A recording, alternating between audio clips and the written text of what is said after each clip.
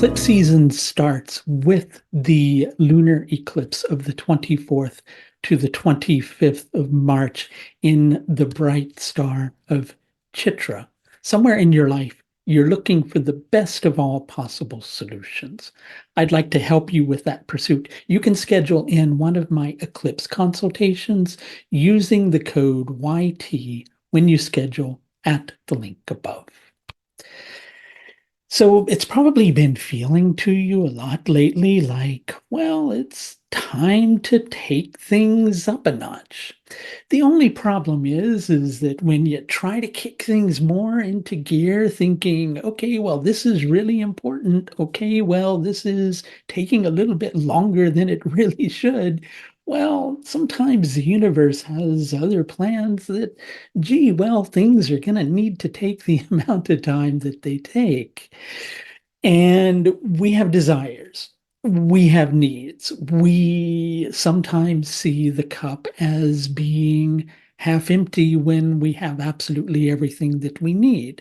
And even if we don't have everything that we need, well, on a certain level, we probably do have everything that we need, only it's in the form of a challenge, right? And when you're in the midst of a trial, hey, that's not something that's easy to hear. And so the natural human response is to just go, I have to kick things more into gear. I have to try harder. There's a sense of urgency about this. I need to take action. And then sometimes we begin to miss the bigger picture because you see, we have this thing that's called an ego. And this thing that's called an ego, it gets a really bad reputation in life. And it gets like, told that it's like, a bad boy or a bad girl. And, in spiritual circles, it's frowned down upon. And so it kind of has this little bit of an attitude and feels like it has to prove itself. When in actuality, the ego is not a bad thing. It gives you your sense of individuality. It gives you a level of guidance when you're trying to navigate this experience of consciousness. But the problem happens when the ego becomes disconnected from the senses, which are meant to connect to the soul and be somewhat of our little cosmic satellite navigation system, if you want to call it that. We have our higher senses. They're meant to work in a certain way in order to guide us through those difficulties. But when we think that we're in charge of the show and we think that, hey, all I really have to do if I want to accomplish something is to take things up a notch, well, we sometimes get hit with the lesson that helps us to recognize that, hey, you know what? Sometimes thinking that pushing harder for a solution is what's actually going to create the solution only ends up leaving you empty-handed, or if you have anything in your hands, it's a you know what load of frustration because what you're trying to accomplish, you're finding out that you can't accomplish. So the important thing to do is if you're going to take things up a notch, it's important to bring things down before you take action. What do I mean by bring things down? To look for guidance, to look for connection to, from your higher self. You see, Purva Bhadrapada, which is where this new moon is taking place, and I do have the dates on that somewhere here for us after I bounce up and down on the screen. I'm going to bring it up for us just so we have it.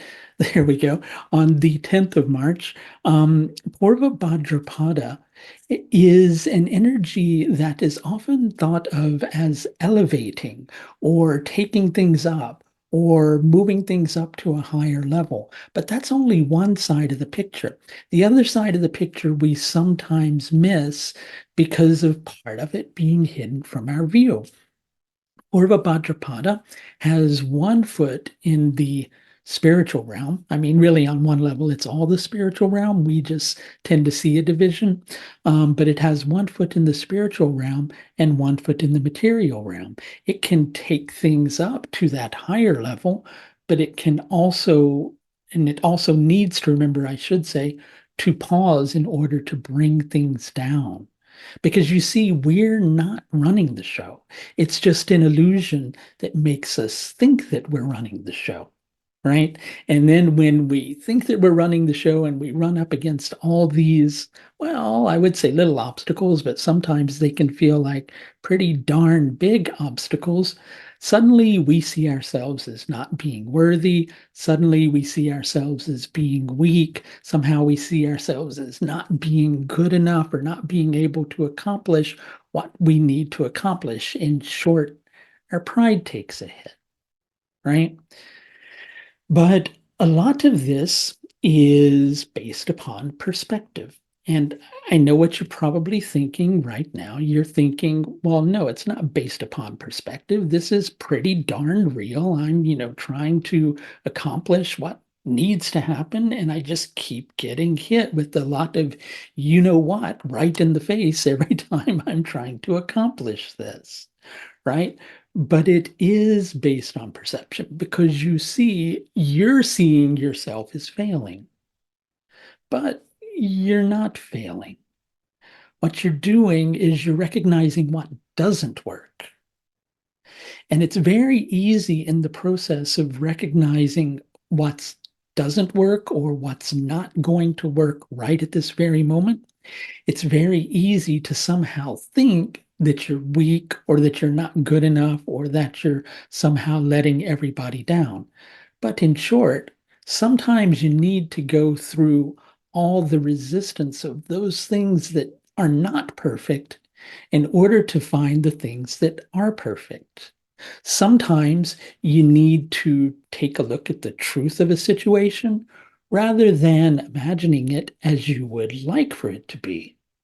And even though sometimes facing that truth can seem, well, really hard, it is somewhat of an eye-opening experience. It is and something that awakens you to the correct way eventually. So at this moment, I would like to suggest a difference of opinion. You're not failing. You're not letting people down. You're not like weak. It's not that you can't accomplish something. It's that you're being guided in the direction that you need to go. And if you'd like to be able to be guided in the direction that you need to go, you need to pause a little bit more to let the answers come to you rather than feeling like you should be in charge or you should be able to run the show. It's not that your actions don't matter.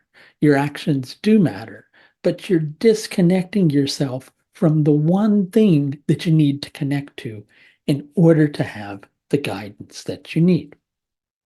I'd like to help you a little bit out of that mess. If you're interested in scheduling in one of my astrological sessions with me, you can do so using the code YT at the link above.